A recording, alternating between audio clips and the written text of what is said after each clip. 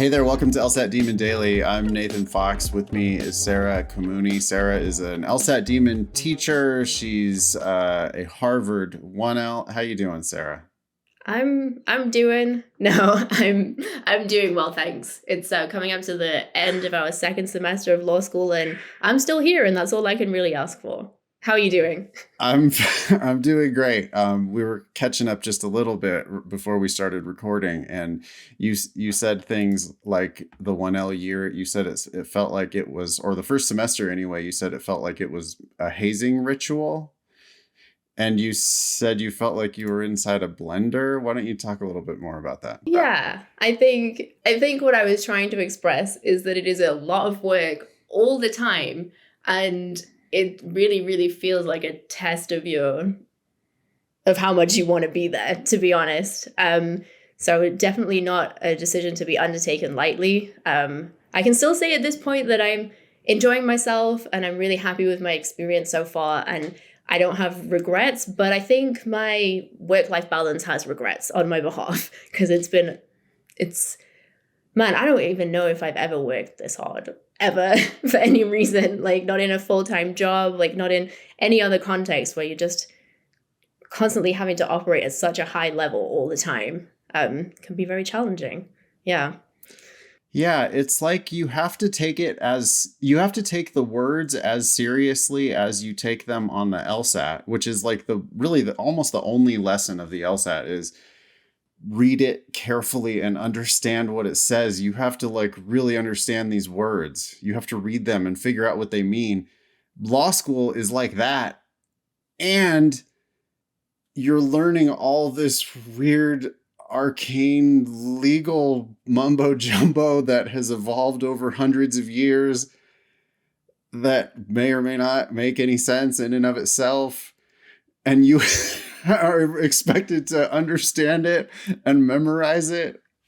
Yes, I think between personal jurisdiction and the rule of perpetuities, those are two memorable low points for me. And on your point about the careful reading, there was one point last semester in our criminal law class, and to quote my professor directly, she said, "The best reader wins," right? I think we were talking about like statutory interpretation or something. And I was like, man, I wish Nathan was here to hear this. But yeah, it's, I will say that sufficient and necessary comes up quite a lot. Oh, all the time. I like constantly you would see just court opinions where the judge, whoever was writing the opinion is like confusing sufficient for necessary or calling someone else out for confusing sufficient for necessary. It's just like a super common. Yeah, there was when we were, I think last semester in torts, talking about, I wish I could remember exactly, but talking specifically about causation, like multiple sufficient conditions was a theory that came up,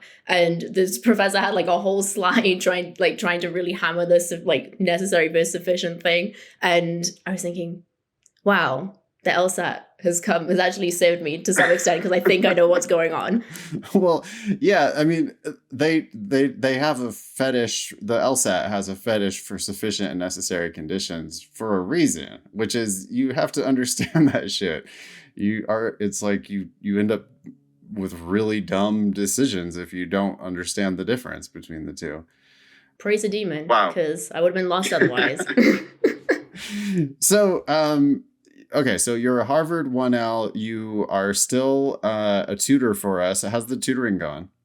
It's been really, really good. I really love working with tutoring students and getting to kind of see their progress sometimes over, the course of several months. It's definitely, I think, changed in terms of I find myself using like very law school words all the time. Like today in a tutoring session, I'm pretty sure I said that something wasn't dispositive, and then as soon as I said it, I was like, oh, I hate myself. Like, why did I pick up this vocabulary? But no, it's been really fun. And it's also, this sounds really strange, but it's almost been, even though the LSAT is completely grounded in law school stuff, like getting to hang out with somebody who isn't going to want to talk about like civil procedure or whatever is going on in school that week has actually been really nice. And it kind of reminds me of like the exciting kind of build up to going to law school. And yeah, so it's been good. It's definitely been, I think it's a great gig to have on the side of law school, because it's fun. Like, I really enjoy doing it, and I get to meet really, really cool people, as in our students, along the way. So as law school jobs go, I can't complain.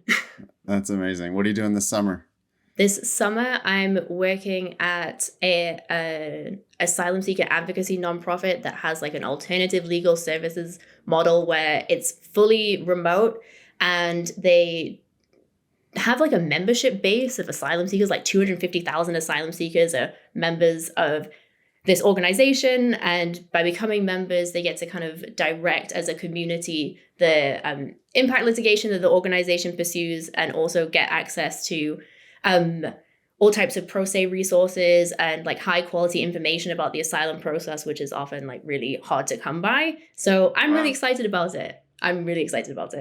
Yeah, that seems great. Do you have an idea what you're going to do the summer after, or is it too soon to start talking about that? Too soon to start talking about that. Like, at the end of this summer, we have the opportunity to participate in like the early interview program for different firms, but haven't decided if I want to do that yet. I'm not really sure, because I'm like I went into this kind of public interest oriented. So we'll see what happens. But have you already been scared away from public interest? Are you already converted into the big law? No, I think there's a community of us on campus who are like really, really trying to resist that. There's been some amazing organizing on campus recently to increase the summer funding for public interest students at HLS. So that's been really exciting and really encouraging. It is definitely the path of least resistance. And for some people, it's definitely it's 100% what they want to do. And it is a lot of money, but I don't know, 100 hours a week. I don't know if I can do that. So I wouldn't say, I think there was a moment last semester where that kind of seemed like it might be my path, but I have kind of like-minded public interest folks around me. And I think one of the great things about our school is that, you know, there's a decent amount of public interest support there. I think like opportunities to do the type of work that I went to law school to do is still going to be available to me. The financial part is kind of hard, but I guess we'll watch this space. If I can avoid going into big law, I will try and avoid that as much as I can. You qualify, if you do end up working in public interest, you're going to qualify for whatever Harvard's assistance programs are for that. There's a loan repayment program that is actually, I think, one of the better among like peer schools. So that's something to think about as well. The reason I'm being all kind of like blah about is because honestly, among all the law school stuff, not a lot of time to really think through the exact contours of what the next couple of years are going to look like and all of those types of things. But yeah. Cool. Well, I was going to say you have a lot of time to figure it out, but you and I both know that that's not really that true, because everything sneaks up on you. I will say that time seems to go really like much faster in law school. I don't really know why, but I'm shocked that it's April. Yeah. Part of that's just getting older too. I mean, I've noticed just the older I've gotten, the faster time seems to go, but law school certainly will do that to you when you're busy. Time is going to be flying. Wow. Okay. Well, big news last couple weeks has been U.S. News. Oh my God, released their new rankings, and Harvard, for the first time that I can remember, is no longer ranked in the top 3 of U.S. News and World Report. Of course, it's now number 4 in the law school rankings, with Chicago jumping up and taking a spot inside the top 3. What's the word on Harvard Law School campus about that? Yeah. I mean, I think the first thing to say is there isn't really. I think the only reason I know about this is because I'm embedded in like the LSAT prep universe to some extent. I found out about it from Matt, basically. Like when he posted in our Demon Tutors Slack channel, I hadn't heard about it, and I haven't really heard anybody talking about it. So I'm guessing that there's probably more chit chats in the admissions side of things, but I mean, I think I can't speak for the entire student body, but I think my take on it is I'm still at school having the experience that I want to be having. I'm not particularly worried about it.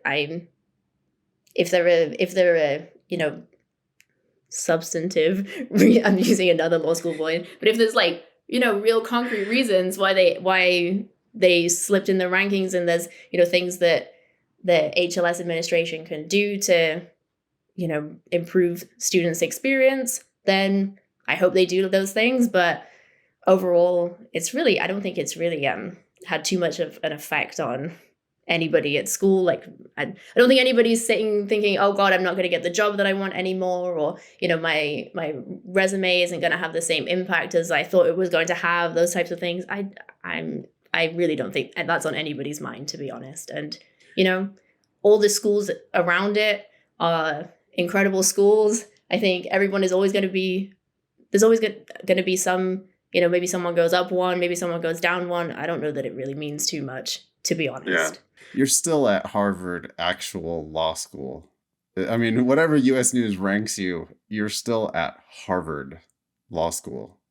Yeah, and it's like, I think that especially, coming from the UK, like I think there's international recognition with our law school that isn't necessarily there with other law schools. So in terms of the international students that we have on campus, I don't think much changes in that respect. And I think like fundamentally, like I chose to go to Harvard, firstly because yes, it's Harvard Law School, but also because there were specific experiences that I wanted to have, specific professors that I wanted to work with, things like that. And I'm having those experiences. Like what I wanted is come to fruition. And I don't think I'm not personally losing sleep over swapping places in the rankings with Chicago, and I really don't think anyone else is. You don't know anybody who like turned down Chicago to go to Harvard and now they're super pissed off about it? No. I literally, I don't think I've heard anybody talking about it at all. At least in my section, right? Because we're broken up into sections, or maybe I'm just not getting the full picture here. But as far as I'm aware, like in our section, we all have a really good time, and we all really like it, and we all have a great time learning with each other. And I know people who did interview at Chicago, but I don't think there's any like, oh God, I picked the wrong school type situation. Yeah. Well, you guys are smart enough to know that the rankings do come out every single year, and they always change every single year. It's like they have to make some changes in the rankings in order to get people to talk about the rankings almost. And so, the fact that they switched this year, they could easily switch back next year anyway. So what does it all mean? Probably nothing. Yeah, I think I don't totally know the exact criteria that they're using, but exactly as you say, like if the rankings just stuck the same all the time, maybe people would stop paying attention to them. I don't know if it's just, so they have to make themselves relevant. I have no idea. Yeah. But I think fundamentally I would be encouraging people who are listening to this podcast not just to select their law school based on, what they think its prestige is or whatever. Like fit, I think, is really, really important with a law school. And I know that, for example, like if I hadn't had some of the experiential opportunities that I've had in my first year at HLS, like doing Harvard Defenders is like an on-campus student practice organization, where we do like public defense work, as the name might suggest. And that's something that is pretty unique. And I've been able to work with really, really great, intelligent, like-minded students. And when I think about that type of experience, that's the type of thing that you should be thinking about when you pick a law school. Like, where am I going to be happy? Where am I going to do work that I want to do? Where am I going to learn things that I want to learn? As opposed to, man, I really like the look of this school, but like this one is a few things higher up in the rankings, so I'm just going to go to that because I think it's what I should be doing. It's maybe giving blanket advice like that isn't a good idea, but I would stress that fit is, definitely something that people should be thinking about, as well as just this like numbers game situation. Yeah. Thanks. Really appreciate that. What's your, so let's see, it's Sunday approaching 6:00 in the evening. How many hours of studying do you have left ahead of you tonight? Oh, well, you caught me on a fantastic day because I've actually been doing research assistance for a professor, and I'm going to be spending, after I finish my constitutional law reading, which maybe like an hour or so, I'm going to be working on a bunch of Blue Book citations. So I'm really excited about that. That's what you're doing tonight. That's my evening plans. Wow. Yeah, like I was saying before, when we were catching up, law school not consistent with friendships, fun, all of those things. I'm kind of joking, and I have been lucky to meet really, really cool people at law school, and we do have a lot of fun. But yeah, a lot of work. There's always something to be doing. It just never stops. All right, I will let you go. Thanks for coming on the show. Email daily@lsatdemon.com if you'd like to ask us a question or share some LSAT or law school admissions news. Thanks for listening.